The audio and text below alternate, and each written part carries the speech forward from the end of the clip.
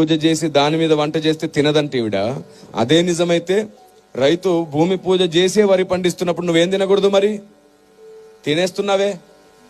షాపుల్లోంచి నువ్వు బ్యాగులు తీసుకొచ్చినప్పుడు దాని మీద ఎవరి ఫోటోలు ఉంటున్నాయి? వారి ఇష్టదైవం ఫోటోలే ఉంటున్నాయి. మరి ఎలా తెచ్చుకుంటున్నావు? ఉదయం నువ్వు షాపుకి వెళ్ళి 1 కేజీ షుగర్ కావాలని అంటే ఫస్ట్ వాళ్ళు షాప్ తెరిచి ఏం చేస్తారు? తమ ఇష్టదైవానికి మొక్కి షాప్ అంతా తిప్పి మళ్ళీ తర్వాత డబ్బుల పెట్టెలో కూడా ఆ తర్వాతే కదా నీకు ఇస్తున్నారు. ఆ లెక్క ప్రకారం నువ్వు ఏ షాపులో ఏం కొనకూడదుగా.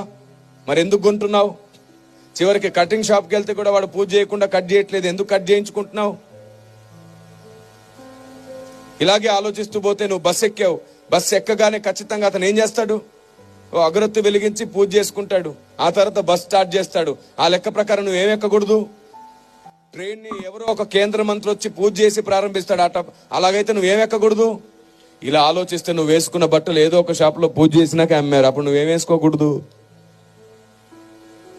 చూసారా? ఈ వీచే గాలి ఉంది చూసారు.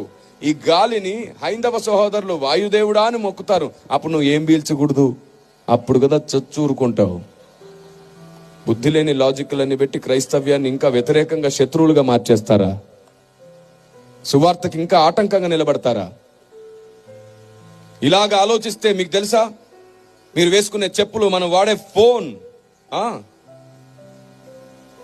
చివరికి నా చేతిలో ఉన్న మైక్, ఇక్కడ ఉన్న బాక్స్, ఇక్కడ ఉన్నటువంటి వాయిద్యాలు, మీరు వేసుకున్న కళ్ళజోళ్ళు, మీరు కూర్చున్న కుర్చీలు, అన్ని ఆయా షాపుల్లో ఆయా డీలర్స్, చివరికి కార్లు కూడా వాళ్ళు పూజ చేసి వాళ్ళ షోరూంలో అమ్ముతున్నారు. ఆ లెక్క ప్రకారంగా మనం ఏ వస్తువు కొనలేంగా. ఇంకా మీకు బాగా ఇష్టమైన వస్తువు గురించి చెప్పనా? బంగారం. ఏ మార్వాడి అయినా పూజ చేయకుండా బంగారం తయారు చేస్తాడా? ఆలోచించిన ఆశాభంగం తెచ్చి ఇక్కడ పడేయండి. పాస్టర్లు అందరూ కలిసి మళ్ళీ ఇదే కొత్త సంవత్సరం ఇంకా పెద్ద సభ పెడతారు. అప్పుడు మొత్తం మండలం వచ్చి సువార్త వింటారు. ఇక్కడ ఏంటి